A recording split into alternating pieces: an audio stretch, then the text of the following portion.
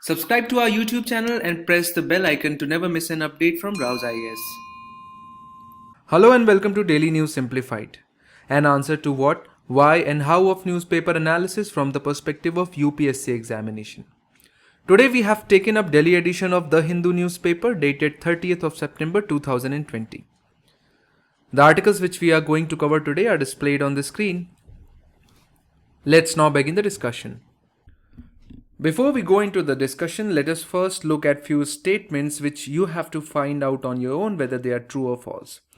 Serological survey looks for the presence of a particular antigen in a population. IgG antibodies appear immediately after a person contracts infection. Presence of antibodies indicates the current state of the patient. Armenia does not share border with Russia. Armenia is a landlocked country. Article 50 of Indian Constitution talks about promotion of international peace and security. Compoundable offences are those offences where the complainant, one who has filed the case, enters into a compromise and agrees to have the charges dropped against the accused. Under the Constitution of India, labour is a subject in the concurrent list, where both central and state governments are competent to enact legislation subject to certain matters being reserved for the centre. Complaints Committee set up under the Sexual Harassment of Women at Workplace Act 2013 have powers of criminal court for gathering evidence.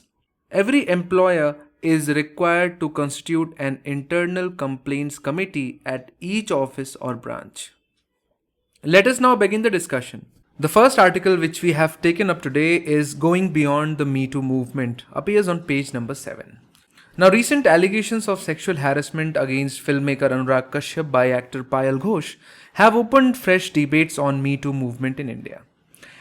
And in this regard, the legal provision which stands to protect women at workplaces, which is Protection of Women Against Sexual Harassment at Workplace 2013, and its various provisions have also come into limelight. Now, if you read this particular editorial, there is not much which you can derive from this article.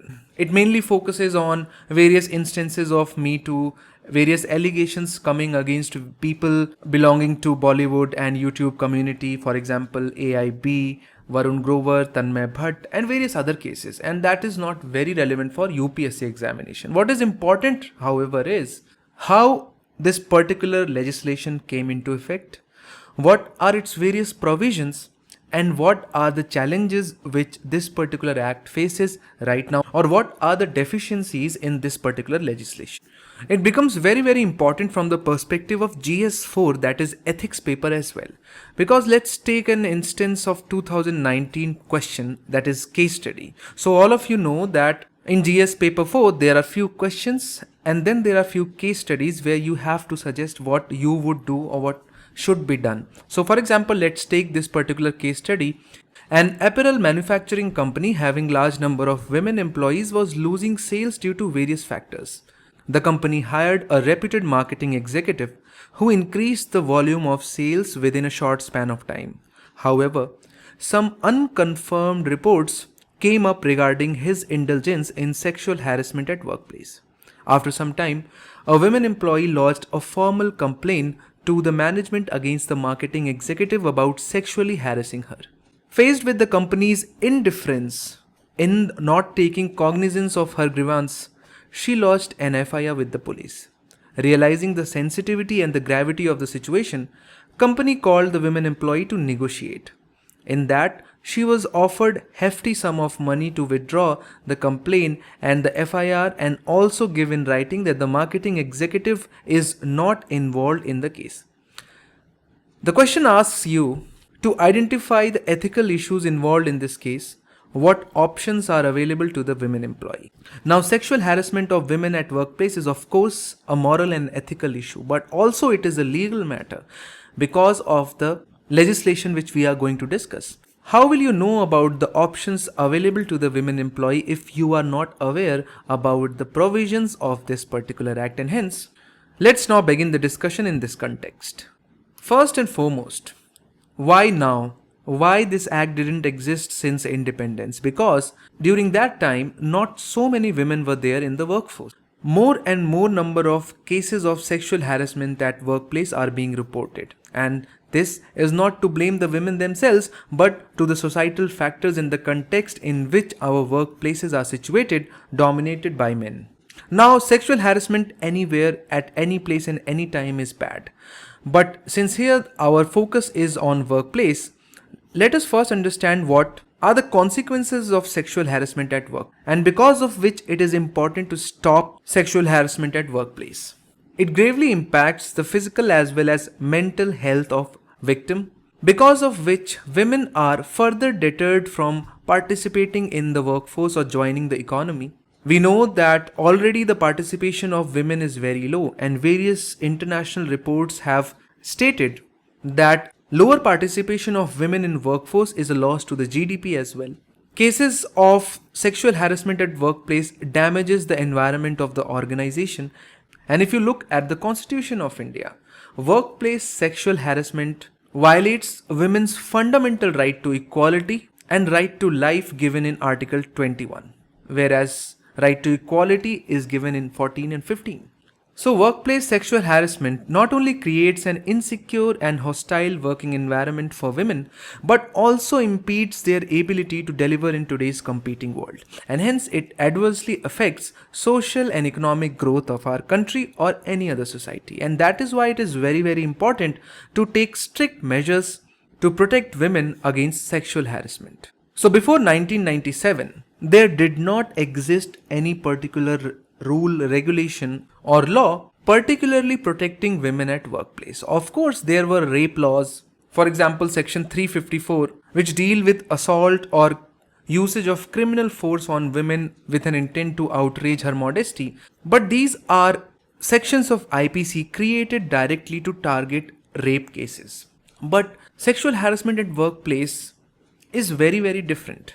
It can range from sending suggestive letters or WhatsApp messages, or sharing sexually inappropriate images or videos, or maybe inappropriate touching. So it may not involve rape, but all these things create a kind of environment which makes it difficult for a woman to work at a workplace. And hence, the provisions like rape laws are not very effective to counter workplace harassment.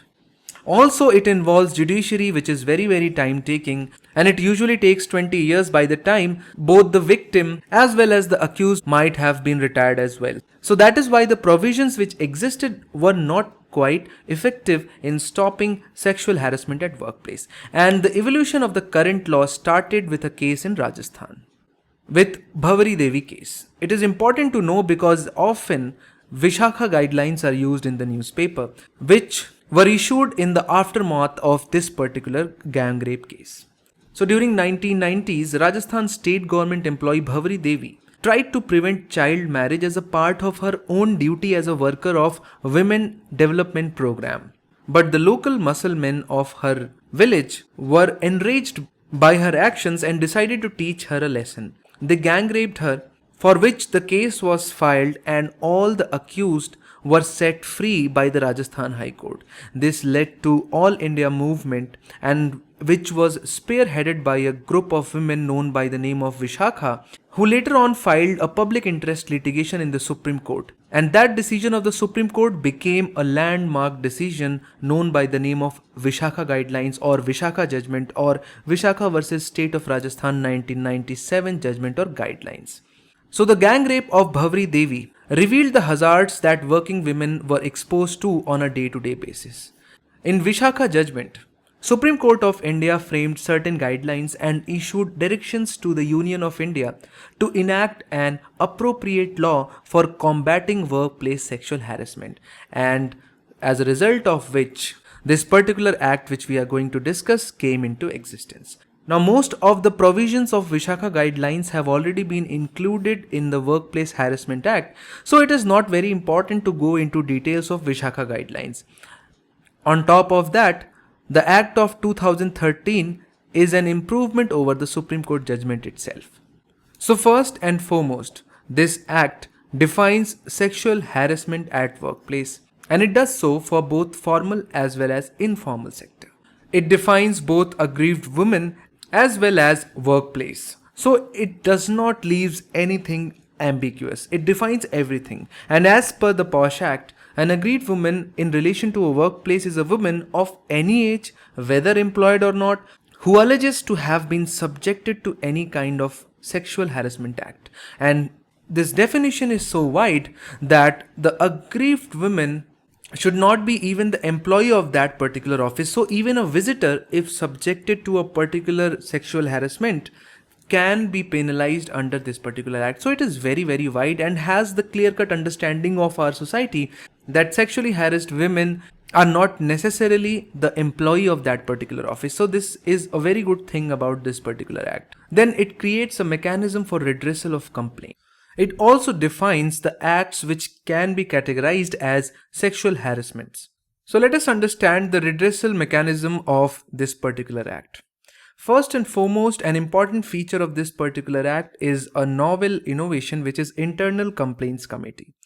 So this particular act requires an employer to set up an internal committee at each office or branch of an organization which employs 10 or more number of people, which will hear and redress grievances pertaining to sexual harassment. And failure to constitute the Internal Complaints Committee will lead to the imposition of a fine under this particular act. So this has made it obligatory for all the offices which have more than 10 employees to constitute complaints committee at each of their offices. So if a company has 10 offices which have more than 10 employees, at each of the locations they have to constitute this particular committee.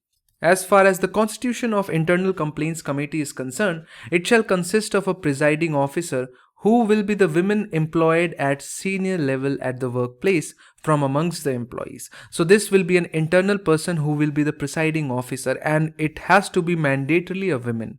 Other members, which will be not less than 2, who will be employees, and it is preferable if they are committed to the cause of women. And then there has to be external members from NGOs or associations committed to the cause of women. So this is the constitution of ICC. Overall, taken together, at least half of the members of ICC have to be women, and the term of ICC member shall not exceed 3 years. And for conduct of a meeting, at least 3 members of the committee have to be present. So you can understand the checks and balances designed in form of introducing external members and mandating half of the members as women are some of the checks which have been made in the act. Then the committee shall have the powers of a civil court. Now this is important to understand, and let us know in the comment section what are the powers of a civil court. And we have seen how the members of the committee have already been specified. Non-compliance of the act or repeated violation of the act shall of course attract punishment. And so far we have seen the constitution of committee for formal sector, but what about informal sector? For example, small scale industry or women working in unorganized sector, what about them? So the Internal Complaints Committee which we just discussed was for the formal sector, where the offices exist, employees can be defined, there are proper rules and procedures. But what about the informal sector? In cases of informal sector, the state government will notify district officer in every district who will constitute a local complaints committee or LCC, so as to enable women in the unorganized sector or small establishments to work in an environment free of sexual harassment. And in that case also the constitution has been defined, which will consist of a chairperson who will be an eminent woman in the field of social work and committed to the cause of women. Then a local woman who will be a woman working in block, taluka, tehsil, or basically any other local level of the governance. And then of course NGO members. So these are the mechanisms which have been designed to protect women working in informal sectors. A very important aspect of this particular act is the confidentiality. Recognizing the sensitivity attached to matters pertaining to sexual harassment, this act attaches significant importance to ensuring that the complaint and connected information are kept confidential. The POSH Act specifically stipulates that the information pertaining to workplace sexual harassment shall not be subject to the provisions of Right to Information Act. So overall, you can understand that what a watershed moment in India's legal jurisdiction this particular act is. So it has been more than 5 to 7 years since the particular act came into effect. While the intent of this particular legislation has been much lauded, its implementation has created unique challenges both for employees as well as for the employers. And let us discuss those issues. Now, first and foremost is that this particular act is only applicable to women employees. So, an aggrieved party can never be a male, as the act clearly mentions aggrieved women and not person. And that too, that act has to be committed at workplace. But various surveys and reports have come out which talk about men being sexually harassed at workplace also, and hence there is a need to adopt a gender neutral stance in this particular act. Then the next set of challenges which arise because of this particular act is the fulfillment of the conditions stipulated in this act. So for example, the act prescribes the qualifications and gender of members that have to constitute an internal complaints committee, as we have already seen. But major companies have offices at multiple locations. And employers having offices in multiple locations face the problem of setting up of multiple internal complaints committees. The next issue deals with the profiles of internal complaint committee members. Since the profile of ICC members have already been defined, it becomes very difficult to find such NGOs at all the locations in our country. And also, there is a scarcity of women at senior level in almost all the companies because of the low participation and the glass ceiling which women face in corporate sector. And hence, it becomes very difficult to find senior women employee at almost all the branches. The act is silent on whether foreign nationals can be part of an ICC or not. And this is a big problem because the foreigners come from a different culture and background. Different backgrounds and different cultures have a unique way of looking at male-female, male-male or female-female interactions, and hence it creates a problem. And various MNCs have deployed foreign nationals as the members of internal complaints committee as they are employers as well. Then next set of issue deals with the requirement of evidence. The Act and the rules of the Act do not provide any specific guidelines relating to what will qualify as evidence in a case of sexual harassment. Most instances of sexual harassment take place in private, which may not result in any written evidence or first-hand witnesses. And so, an amendment of the Act is required to specify the standards of the proof. And then finally, there is no provision for anonymous complaint. The Act and rules do not contain any provision to address anonymous complaints, and the Act specify that the complaint must be filed by the victim herself or any other person she authorizes. And hence it creates a problem, especially in cases of government setup or corporations where the allegation is against a very powerful person or a person high in position of power. So this is it as far as this particular act, its provisions, its background and issues are concerned. Now I would highly recommend you to solve this case study. Let us know what are the ethical issues which are involved in this particular case in the comment box. Next news article appears on page number 13, that is the page of international relations. Why are Azerbaijan and Armenia fighting again?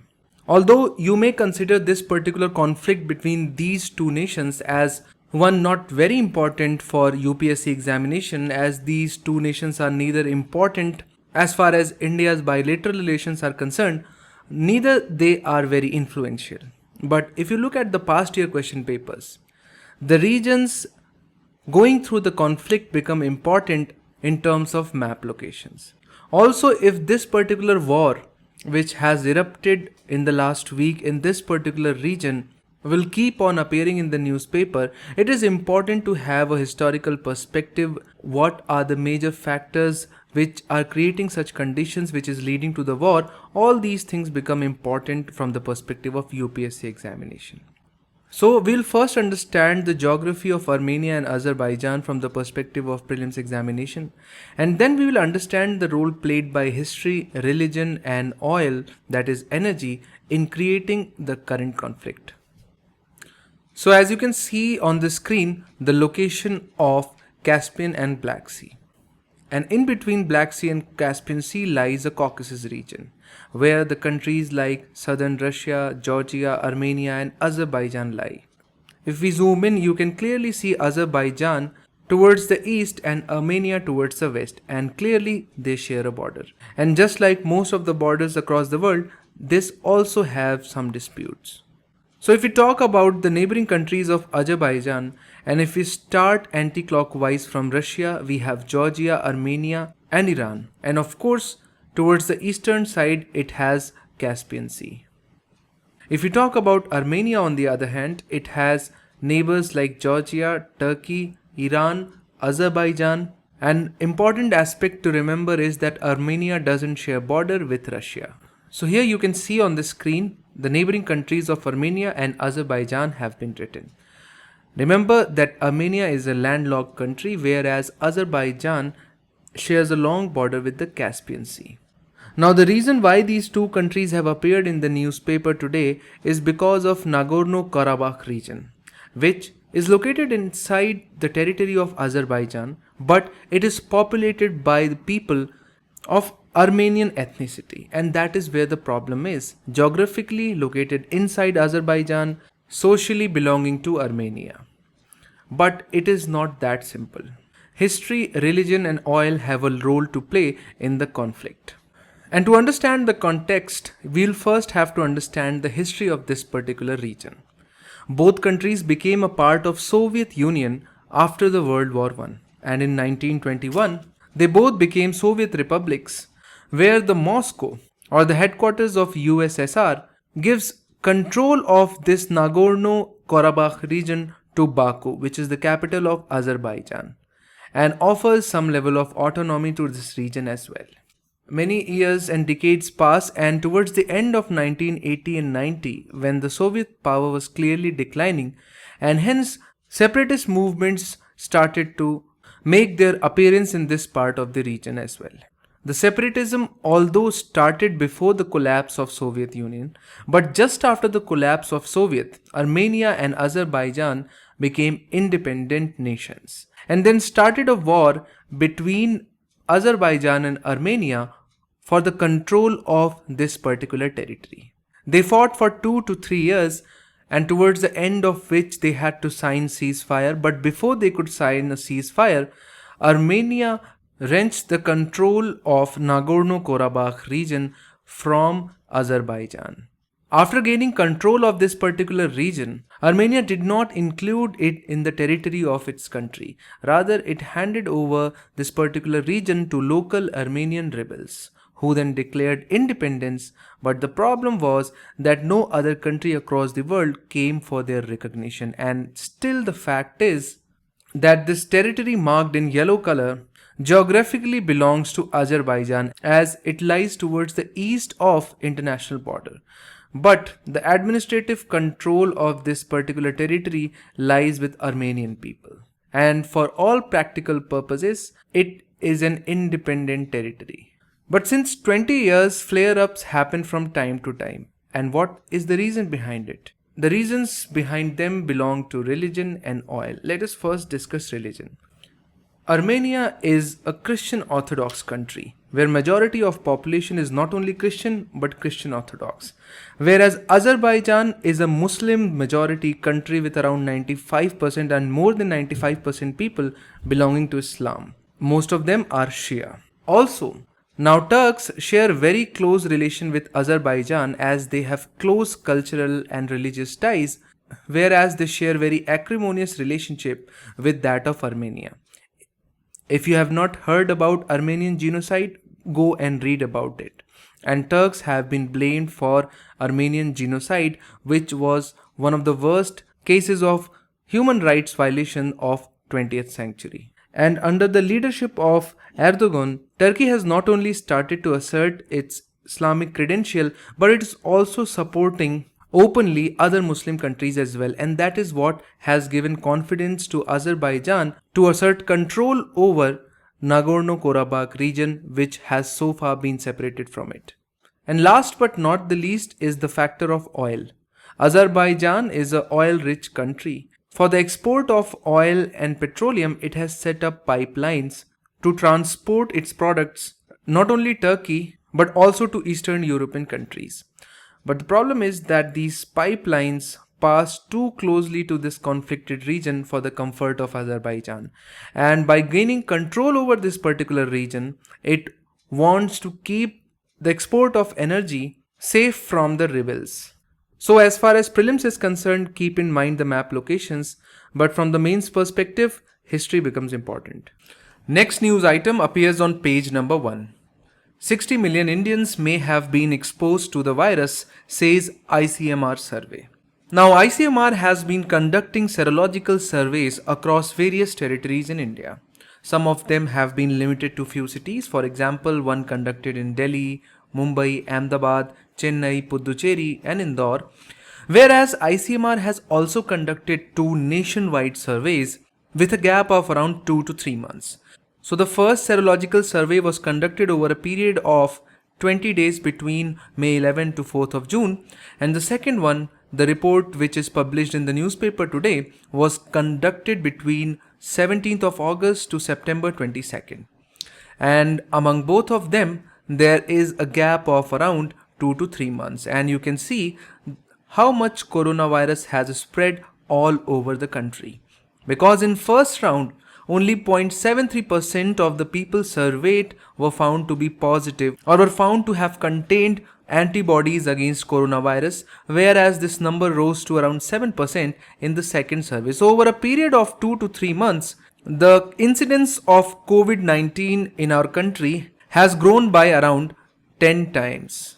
At least that is what is being indicated by the survey. The credibility to the survey comes from the fact that in both rounds of sero survey, the same population or the same localities, colonies or towns were chosen, and that is why they compare almost the same population. And hence in this regard, it becomes important for us to understand what sero survey is all about, because the testing has already been on a very large scale going on in our country. And so what is the need for a sero survey? So first and foremost, serological tests are based on bloods. So a blood is taken from a person and then that blood is analyzed for a particular antibody. So we'll understand that with the help of this small diagram over here. A person A acquires an infection and becomes infected, let's say on this particular date. It becomes corona positive, then there is a period of infection, and then finally the person is tested negative and is declared free of COVID-19. Now there are various tests available in the market to find out the condition of a person. Few of them are based on antibody, whereas others are based on the presence of virus or antigen. If you test a person before he or she is infected, you are not going to find any antibody, nor you are going to find any antigen, denoted by AB and AG. But once a person is infected, so the virus is present in his or her body, again if you conduct all the tests, you will definitely find the antigen or the virus. But you may or may not find antibodies, because once a person is infected with a particular virus, body takes some time to respond, and it is usually 4 to 5 days post infection that the body starts to develop antibodies, and that is when once you test the blood sample, you are going to find the presence of antibody in that person. Later on, when the person has fully recovered, then onwards, you are not going to find any kind of antigen into the person's body, but you will find antibodies present in his or her blood sample for a very significant period of time. And since COVID is a very new virus, we are still not sure about the number of months or the years the antibody stays in the body, but at least for 2 to 3 months you are going to find antibody, and that is what this test is all about. So this test is designed to look for the presence of antibodies in a population. Unlike the real-time RT-PCR or rapid antigen tests that scan for the presence of the coronavirus itself, the sero survey is designed to look for the presence of antibodies produced as a response against the coronavirus. So on an average, antibodies can be detected 5 days after an infection sets in. The coronavirus in general diminishes after 21 days, which is this point. So after a person contracts an infection, generally after 21 days, you are not going to find that person COVID positive. So in a society, if we want to find out how many people have already been touched or impacted by coronavirus, we have to conduct antibody tests. So in this circle, you can see three colors. So the red color dot shows all those people who are currently COVID positive. And if you conduct either RT-PCR or if you conduct rapid antigen test, you will find that they are positive. But they may or may not be positive on antibody test. Whereas all the people who shown in the green color are people who have already been treated. And if you conduct their RT-PCR test, they will turn out to be negative because they don't have COVID in their bodies. But if you conduct antibody test, they will turn out to be positive. And then there are third set of people denoted by blue color who have not been infected by the virus at all, and hence they will turn out to be negative on both the counts. Now you might ask that when the testing is going on such a large scale, why do we need to take out the blood samples of random people in numbers like 20 to 30,000 and do this serological survey? Now you have to understand that a lot of coronavirus patients are asymptomatic, as they do not show any or least symptoms of COVID, and although they do not get troubled themselves, but they become the carrier of the virus, and hence it becomes very difficult to track the source of the virus in a particular community.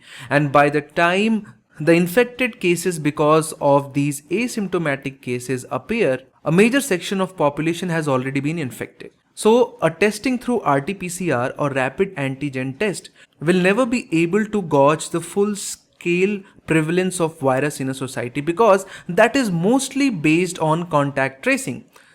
But since in a society a lot of people have contracted virus from unknown sources because of societal transmission, it is very difficult to keep a track of them. And hence, in order to find out the prevalence of the virus in a particular community, it is better to randomly collect samples from people in a particular community and look for antibodies. Because even if they were asymptomatic, they must have produced antibodies, and that is what is the importance of serological survey.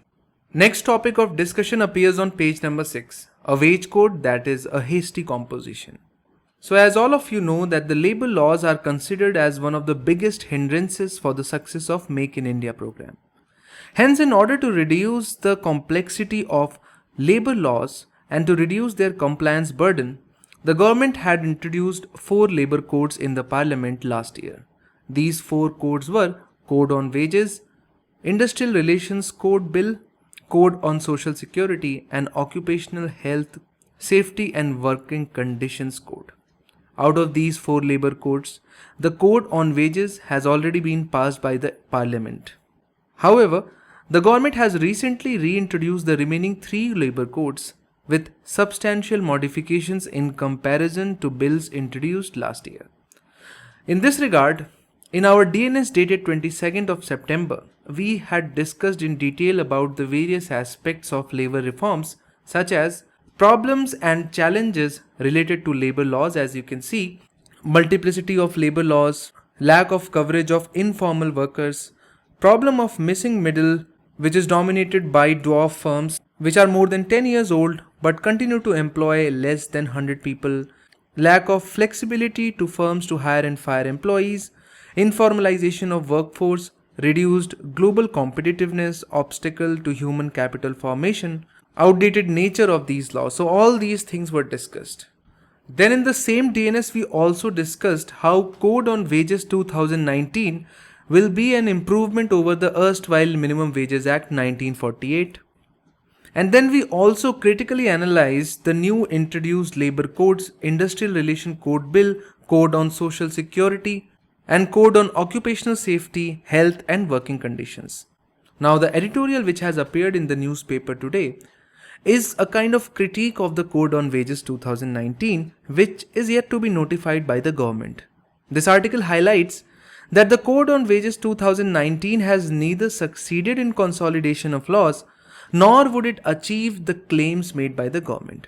In this regard, let us look at the concerns raised with respect to the Code on Wages 2019 as highlighted in the article. According to the author, Code on Wages 2019 is a very poor consolidation of labor laws. So we all know that Code on Wages has consolidated 4 laws: Payment of Wages Act, Minimum Wages Act, Payment of Bonus Act, and Equal Remuneration Act. So we all understand that this is a good consolidation, but why is author calling it a poor consolidation? So according to the author, the devil is in the detail. Because when you combine all the 4 laws previously, they had 119 sections together. So earlier, there were 119 sections in 4 laws. The new code, which is just one code, has 69 sections. So obviously it's a reduction of almost half. But the reduction in number of section is not on account of consolidation, but rather on account of delegated legislation. Now delegated legislation is like a rule making, where the parliament makes broader provision and leaves the final details to be worked out by the bureaucracy. Now you should understand that without any rules or any kinds of regulations, the number of sections are 69, and once the delegated legislation or once the rules will come out, obviously it is going to extend the length of 119 sections, and hence according to the author, where is consolidation? So earlier the number of provisions incorporated in the act itself, but now under the Code on Wages 2019, these provisions have been converted into rules to be formulated by the government later on. Hence, if we combine the Code on Wages 2019 along with the rules formulated under it, it would be much bulkier and more complex as compared to previous 4 laws. So the argument of the government that they have consolidated and simplified the laws doesn't hold ground according to the author. Then the next criticism is that it has a poor design of minimum wages. So we all know that Code on Wages 2019 has come out with dual wage structure. So we have a national level floor wage to be fixed by the center and minimum wage finally to be fixed by the states. So the center would fix the national level floor wage depending upon the standard of living, and this could be different from different regions or states. And then the states would be required to fix minimum wages that should not be lower than the national level floor wage. So the central government will come with the floor, which could vary with the region. So for example, according to the government, this could be the floor in Rajasthan and this could be the floor in MP. After that, Rajasthan government cannot fix minimum wage lower than this, and similarly the MP government cannot fix minimum wage lower than this. But according to the author, this structure is flawed. He has not given any reasons for it, but maybe in subsequent times we'll come to know about the reasons. Then according to the author, Code on Wages 2019 is a violation of Article 50, because Article 50 talks about separation of executive from the judiciary, whereas in Code of Wages 2019 it has been provided that an officer not below the rank of Under Secretary to the government will be notified with powers to impose a penalty in place of a judicial magistrate. So according to the author, this is like taking away the role of judiciary by the executive, and hence it is a clear violation of Article 50. Then the author lays emphasis on the provision of penalties. According to him, penalties and fines imposed under the Code on Wages are very small and hence may not be sufficient enough to dissuade the firms from the violation of the law. Further, the violations under the law are considered to be compoundable offences and not non-compoundable. So, compoundable offences are those in which compromise between the two parties can be reached, whereas non-compoundable are those which cannot be compromised upon, for example murder or robbery or such acts. And hence according to the author, making of these crimes as compoundable or as negotiable has actually left this particular code as a paper tiger. And finally, the code exempts employers from penal provisions if they were able to prove that they had used due diligence in enforcing the execution of the code and it was the other person who had committed the offense without his knowledge or consent. And hence according to the author, this exemption from violation of provision will actually weaken the rights of the workers. Although not very convincing, nonetheless, it is important to keep in mind these criticisms. In due course of time, we will see more concrete criticisms of the Code of Wages 19.